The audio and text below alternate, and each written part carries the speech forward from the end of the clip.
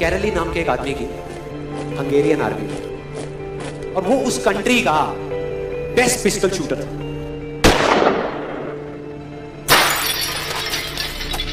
जितनी भी national championships हुई थी उस कंट्री में, उसको वो जीत चुका था। और सबको ऑलमोस्ट कंफर्म था कि 1940s में जो ओलंपिक्स होने वाले हैं उसमें गोल्ड मेडल कैरली को ही मिलेगा।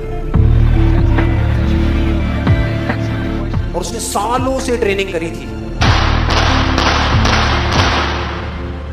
उसका एक ही सपना था, एक ही फोकस था कि मुझे अपने इस हाथ को दुनिया का बेस्ट शूटिंग हैंड बनाना है, बेस्ट बनाना है, बेस्ट बनाना है। और वो कामयाब हो गया, उसने बना लिया बेस्ट शूटिंग हैंड। सिर्फ 2 साल का फर्क था। 1938 में एक आर्मी का ट्रेनिंग कैंप चल रहा था, क्योंकि वो आर्मी में था, तो एक एक्सीडेंट हो गया। उसके उसी हाथ में जिससे उसने गोल्ड मेडल जीतना था, उसमें एक हैंड ग्रेनेड फट गया और वो हाथ चला गया। जो उसका सपना था, जो फोकस था, सब खत्म।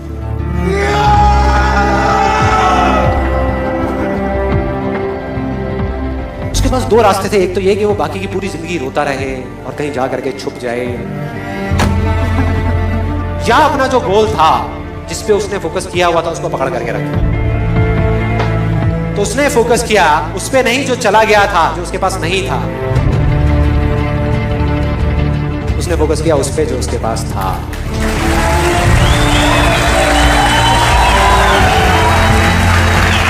जो उसके पास था, और क्या था उसके पास में? एक लेफ्ट हैंड, एक ऐसा हाथ जिससे वो लिख तक नहीं सकता था। 1 महीने तक उसका हॉस्पिटल में इलाज चला इस हाथ के लिए, और सही 1 महीने बाद अपनी ट्रेनिंग शुरू करती इस हाथ की।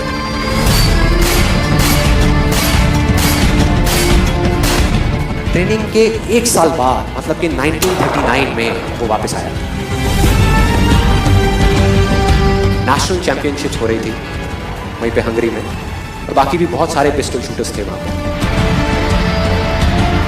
उन्होंने जा करके उसको कंग्रेचुलेट किया, कहा कि यार देखो, ये होता है जज्बा, ये होती है स्पोर्ट्समैन स्पिरिट, कि इतना सब कुछ होने के बाद भी तुम यहां पर आए हो हमको देखने के लिए और हमारा हौसला बढ़ाने के लिए।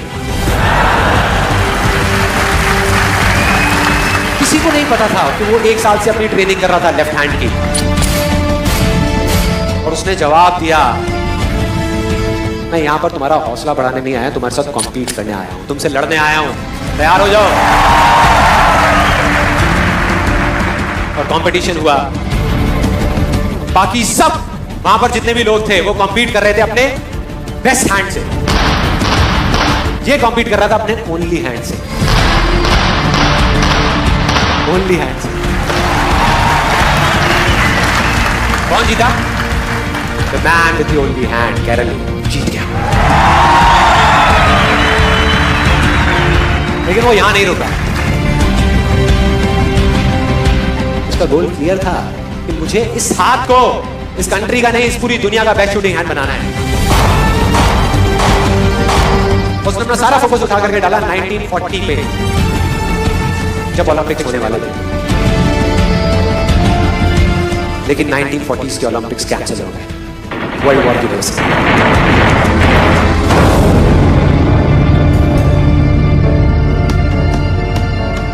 उसने अपना सारा फोकस उठा करके कहां डाल दिया? 1944 में जो ओलंपिक्स होने वाले थे उसके ऊपर। 1944 में जो ओलंपिक्स होने वाले थे वो भी कैंसिल हो गए वर्ल्ड वॉर की वजह से, फिर से कैंसिल।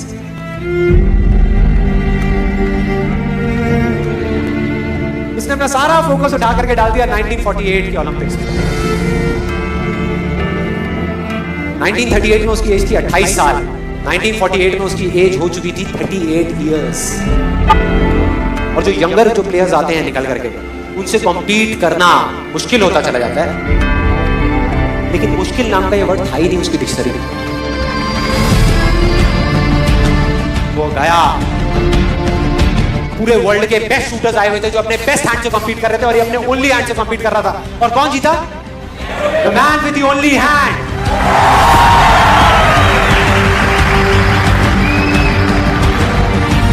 लेकिन वो तब भी नहीं रुका। 1952 ओलंपिक्स, दोबारा कॉम्पीट किया उसने और इस बार गोल्ड मेडल कौन जीता? गैरल ली।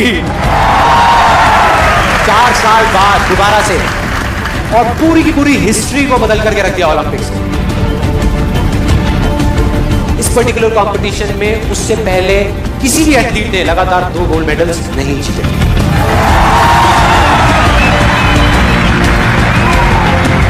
अब किसी भी लूजर के पास चले जाओ, उसके पास लिस्ट होगी बहानों की कि मैं इस वजह से फेल हुआ अपनी लाइफ में, इस वजह से मैं कुछ नहीं कर पाया, बहुत लंबी लिस्ट है। और दूसरी तरफ विनर के पास चले जाओ, उसके पास में 1000 वजह होगी वो ना करने की जो वो करना चाहता है, सिर्फ एक वजह होगी वो करने की जो वो करना चाहता है, और वो कर जाएगा।